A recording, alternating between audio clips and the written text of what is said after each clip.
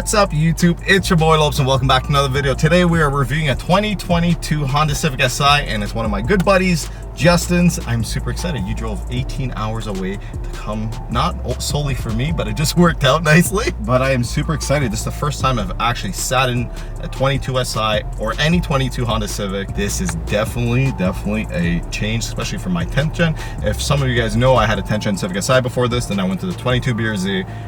Maybe I'll go to the 11th gen Si after this. It's still the same motor that came out of the 10th gen Civic Si. I believe it's 200 horsepower and 192 torque to a 1.5 liter motor. But as we all know, these cars can make some good power with a few mods. Right off the bat, the shifter is a lot stiffer than the 10th gen Civic Si. I'm going to be comparing a lot to the 10th because I personally had it for almost 4 years. And honestly, this is probably the best comparison between the two cars. And for some of you 10th gen owners that want to upgrade, I'm the guy to tell you about it. The shifter, I'm actually amazed in how tight the steering is. I almost feel like the steering's even tighter in sport mode than the 10th gen was, because my 10th gen was not this tight, so the steering feeling's absolutely fantastic. So we're starting off in sport mode because we start hard here. We don't go into no comfort or anything. We go sport mode right away. I'm actually super impressed at how much they revised in this car compared to the 10th gen. And one thing I always liked in the 10th gen Civic Si was the brakes, and I think they carried it over to these generation. I really like the shifter. It has a nice clicky feeling now. It almost feels like there's an aftermarket shifter already in here with the resistance. I'm actually super impressed. So far, the shifter, we'll get a little more into it, but so far, as of right now, I'm enjoying it. Good job, Honda. You guys actually listen. A lot of times, Honda doesn't listen to us. And I know a lot of you guys are still, hey, I want a K20A that revs to the moon, right? And we're not in that generation anymore, unfortunately. But Honda has listened to the shifter issues, because this shifter right now is absolutely fantastic. And I'm like really impressed with how this feels. I'm a big advocate of short shifters and whatnot, but I think I'd be happy with this for a long time until something better came out. But to top this, it'd be tough. Like QD, you guys gotta do some in-depth R&D to make this shifter better. I'm sure you guys will, but I'm very impressed by the shifter so far. It still feels like I'm driving the 10th gen, just way more refined. Like we're in sport mode and the steering response is actually like super heavy in comparison. There you go, still got the rev matching, but it has auto rev matching for your lazy days. So let's try this. We're gonna put this from third to second gear and let's see how it is. It's so weird, damn! I am not used to that whatsoever. And it's it was quick when it did it too. What's nice about it is some of you guys like it, you guys keep it on. If you don't like it, you can turn it off, which is nice. But I can't stop talking about the shifter. I'm really enjoying the shifter. The power and the way the car drives still feels similar to the 10th gen. It's super comfortable. I wasn't a big fan of the rear, I'll be honest. Everything else I liked about the car, like the wheels, I like the interior. The interior, I think they destroyed the 10th gen. This interior is absolutely fantastic. One thing I really hate about the 10th gen was the material on the armrests, because it's almost like a cheese grater to like your dry skin, and it would get stuck in there and you couldn't take it out. And this material actually is a lot softer and it feels a lot nicer. If you're in traffic and you don't feel like rev matching all the time, and you're going from first, second, and third all the way down, the auto rev match does a great job. And what's nice is you still have your parking brake assist and everything also, so that you don't barely have to do anything in traffic. They basically take the load off you, which is really nice.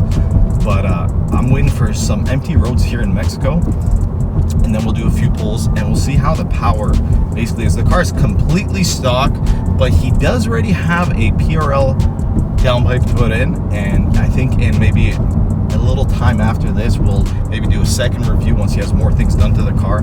But so far in its stock form, as a daily driver, it's a fantastic car. The wheelbase of the car is bigger than the 10th gen, but it's okay because it adds more room for storage and more room for comfort. The engine bay, if any of you guys have worked on the 10th gen, you know how tight and cram it is. If you guys look at this engine bay, they actually give you room on both sides. They give you room on the downpipe side and your manifold side to actually work on the car. And going from the firewall to where the manifold is really tough. Even on the sides, going from basically where your turbo inlet, that side, there's so much more room to actually work on the car, which is really nice. I'm excited to actually give this car a few pulls and see how it feels. I don't think it's gonna feel much different, but supposedly the power band is more linear. Let's give it a little bit of pull. We're second gear, 3,500 RPMs, and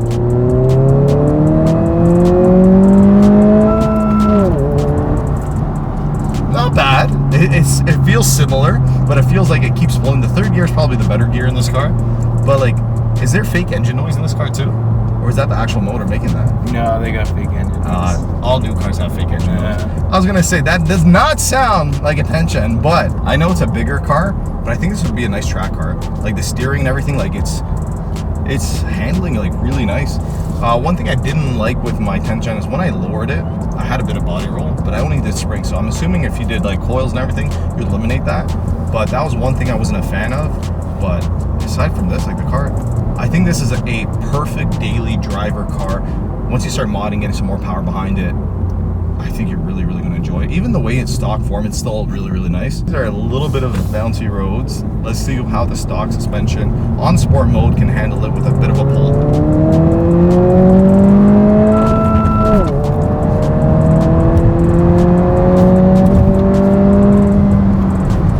You know what? It does feel a little more linear. It does. And what's really nice is we're going through some rough roads in sport mode, and they handled it like easily, right? Like I'm hitting bumps now, and you can probably see in the camera that we're shifting a little bit, but for me, ripping the car and going through these bumps, we didn't lose any traction, which was nice. I'm very, very sure my Tengen in sport mode is a lot rougher than this. Mind you, I might be thinking about when it was lowered. What I like about the steering wheel now is the OEM Tengen steering wheel is pretty thin. This steering wheel has some good bolstering behind it. They did a good job. I would be totally happy with this. One of my pet peeves is a skinny steering wheel on a decent sized car. If it's like an EG, an EK, you can get away with it because it's a small car. But any new car isn't that small anymore. And when you get that skinny steering wheel, I just think it takes away from it. This is nice. I have no complaints. Like I said, the interior, I have zero complaints so far. I think they absolutely killed it. If you guys are wondering, is this a good car for you guys? Wait till the end of the video and find out. A little first gear.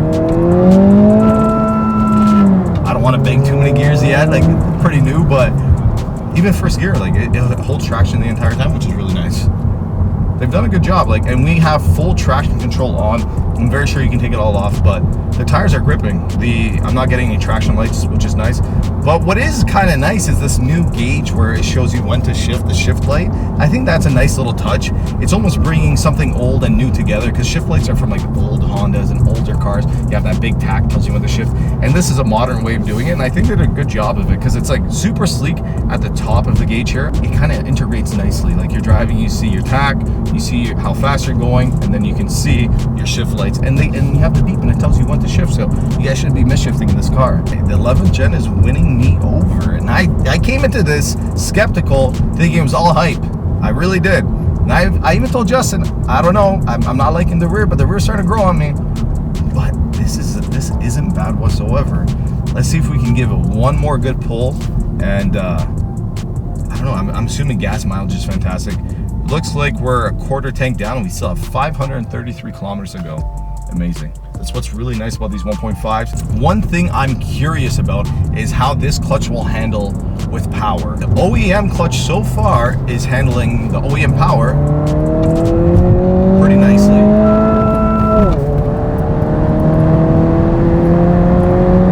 This is nice. And it starts moving. Once you start getting in higher second to third, the car really starts pulling. Got a few little bends here in sport mode. Woo, shit! Look at this. Yeah, I think you'd have a lot of fun with this car on the track. It's so smooth that it's insane. I feel like I'm driving a luxury car with an H. You know, you see the Honda emblem, and then it reminds you that you're not in a luxury car. And I've been in a few luxury cars myself. Nice Bose system. I'm not obviously going to play anything because I'll get copyrighted, but the Bose system's nice. This is a car definitely to think about if you're looking at upgrading from anything and you want a reliable daily that has some power but luxury behind it. Honda's doing a good job. I feel they're going to be competing with a lot of big companies and a lot of big brands with this car. It's really nice. I'm just noticing right now, it's telling me the speed limit. So it's telling me, hey, don't speed. The limit's 80, and it's not even coming from the head unit here. It's coming right on the tack. This tack is very impressive. The more I drive it, the more I'm liking it. I like that. You know, I'm not going to be driving the speed limit all the time, but I actually like that. That is quite nice. lot of cool little things with this car that as I'm driving, I'm starting to figure out. Like, I like the tweeters there. You see the Bose symbol. You know this car's got a good system once Bose is behind it. We're on this fancy street again with a couple of bends, so maybe, just maybe, we'll take a bend again. But I think the wheels look fantastic on this car. Let's just give it a bit of a pull just because. Yeah, once you, oh yeah, top of third starts really moving. So let's do a downshift. Let's slow down a bit into the corner and take it at a decent speed. And it's handling. And let's take this one at a decent speed and accelerate out. Oh yeah, you can get in a lot of trouble with this car. And brakes. Beautiful. This thing. This gets a Chris Lopes. I don't even know what type of award I'm going to start, but this gets a Chris Lopes award for being an awesome car. This thing is absolutely sick. All right, that is it. I hope you guys enjoyed the review video.